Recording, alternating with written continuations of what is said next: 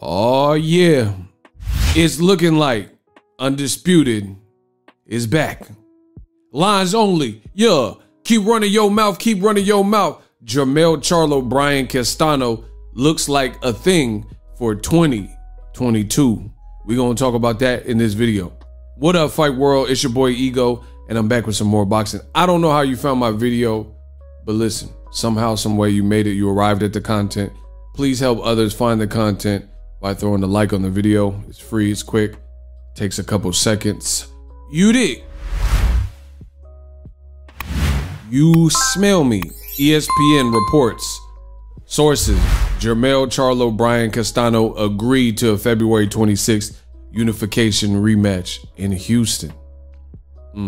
Now, before I get too deep into it, if you listen to my videos, I told you the great Ego Stradamus strikes again. I told you that this rematch was pretty much a done deal, and now you're hearing other sources confirm it as well and have heard the same things. It says Jermell Charlo, Brian Castano will meet to determine the best junior middleweight in the world. Again, the boxers have agreed to the terms for a rematch February 26th at the Toyota Center, which I've been to, covering Jermall fought there, I believe. That will crown an undisputed 54 champion, multiple sources tell ESPN. All four belts, we're in the 4-belt era. All 4 belts are set or were set to be unified, but it resulted in a draw. The rematch was threatened by sanctioning body obligations, but it's expected both mandatory challengers Tim Tszyu and Bakram will step aside. Quote, I think he will try to avoid the rematch, Castano said after the first bout. He will probably come up with something else, but in reality, it is me who's going to give him the rematch. If he doesn't want it, okay, we move on to the next fight. So they're quoting Castano, and he was wrong, which we're going to get into in the back half of this video. It says only Charlo didn't try to elude the encounter, right? Pulled out the draw, 117. He says was kind of large range. I do believe I won the fight. I don't believe, he said, I don't believe it was that close. I should be undisputed right now. So Charlo thinks he won. Now we have a chance to figure it out. So listen, you guys, he was like belligerent all over the ring. He could barely stand up. The twin brother said, Jermall, I just couldn't get him out of there. He's tough as heck, blah, blah, blah. So you guys could read the full article. It's also been posted on ESPN. Look at Charlo's eye. The eyes, Chico. The eyes never lie. Bro, he look intense right there. You have Castano smiling and you got Charlo looking serious. Great photos, great action shots. Listen, I want to give my thoughts to this. Major, and I repeat, major props to Lines Only. Yeah, keep running your mouth, keep running your Jermell Charlo. This is why. Also, I'm going to give props to Brian Castano, both of them. But I want to talk about this like only I can. When it comes to boxing, old media seems to have it out for certain fighters. One of those fighters that you can definitely file on that list is Jermell Charlo, but also his brother Jermall Charlo, meaning the media, a lot of people, old media, won't give them a fair shake. But look at what Jermell continues to do, and that's fight the best. Jermell Charlo is really about that action. There's no one that can convince me. You can say you don't like his personality, you don't like his fit, you don't like his shoes, you don't like, you know, the way he talk, you don't like his jewelry. You can say whatever you want. But what you cannot say and expect to be taken seriously in these boxing comment sections or in conversation is that Jermell is not one of them ones willing to test himself. I mean, Gabe Rosado is still relevant, and Jermell fought him years ago. Jermell was scheduled to fight Demetrius Boo Boo Andrade way back when on Showtime, but it was Andrade and his pops that decided to pull out of that fight. That's not an opinion. I've been here for this whole time on YouTube making this money. Please throw a like on the video and subscribe, and thank you for the continued support. But it wasn't Charlo's fault that fight fell apart. Now, years later, Andrade's still searching for that big name, even though he's on DAZN, he keep calling out Jermell Charlo, which is a great fight, but there's inherent problems making that fight. Meanwhile, you're on DAZN and you got all these guys, which I've talked about numerous times. You got all these guys that are on DAZN that are also very good fights for you. Triple G, at a point, Canelo. Canelo might go back to DAZN now that he did the one-off with PBC, right? Jaime Munguia's Andre's mandatory, but yet and still he can't get none of them fights. So you got to give it up to both of the Charlo brothers, but especially in this case, Jermell Charlo. Brian Castano and Jermell Charlo was one of my favorite fights this year. It was nonstop action. And see, for me, for what it's worth, I don't like mindless action. The interesting thing about a great fight with Charlo Castano is both fighters are they're making adjustments on the fly, trying to bridge that gap and move it over, push it closer to them. It's like, you ever play that, you go to a bowling alley and you play that super intense game of air hockey, and then you're not trying to let nothing get by you. Bah, bah. Bro, I'm good at air hockey. I ain't gonna front. Right? The little puck is sliding, you like, bah, bah. You're not trying to let nothing slide past you. Bah, bah, bah, bah, bah, bah, bah. Right? It was that type of fight. It was like an air hockey type of back and forth. And there was a crazy level of energy, conditioning, cardio, thinking, and intensity. And they both brought crazy passion. But the reason I got to give Jermell a lot of props is because he's the long-standing champion. He's the A side. He's the guy, you know, when it reads, he gets top billing. It says Charlo Castano. And in the rematch, it's going to say, especially since the last one was a draw, it's going to say Charlo Castano 2. So we know when you're the A side, you can play by your own rules. And this is very evident based on how Canelo moves. Canelo, he a good little fighter. You know, he's dope, but he does certain things strategically and he moves around. Can you imagine if Canelo is moving around like Jermell Charlo, and when he has a tough fight with, I don't know, Erislandy Lara or Triple G Part 2, he does an immediate rematch like Jermell Charlo was doing to prove.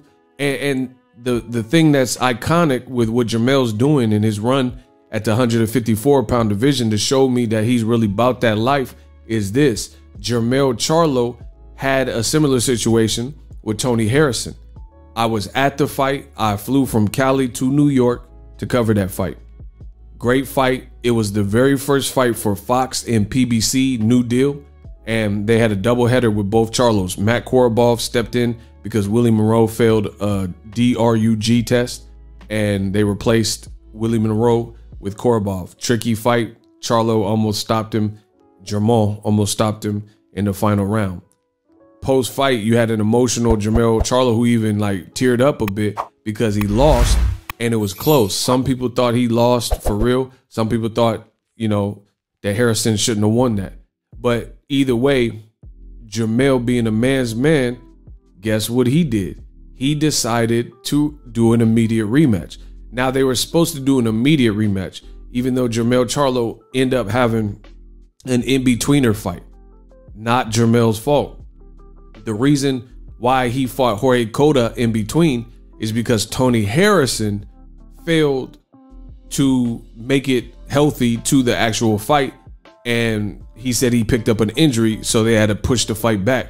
So to stay consistent and active, Charlo ended up fighting Jorge Cota, right? Whose only loss was to Erickson Lubin. So Charlo's one of them ones. And again, in my opinion, old media, they don't give credit to certain guys that they don't like, especially African-American black fighters. But you look at some of the fighters that they hate, you see that the action that those fighters are about. Errol Spence, another Texas boy, he gets in a nasty car wreck and his tune-up is a top 6 Danny Garcia. And that's what he takes as his tune-up. And then he was trying to fight Pacquiao immediately after. No more additional fights, blah, blah, blah. Same thing with Jermell Charlo. You look at Jermell Charlo, the way he's moving. Close fight with Tony Harrison. They said Charlo lost. He's like, nah, I don't like losing. And he shows you that. And then he fought Tony Harrison and he ended all conversations. I went to the rematch in Ontario, California. I was there and Charlo got the stoppage in another complete competitive fight with Tony Harrison.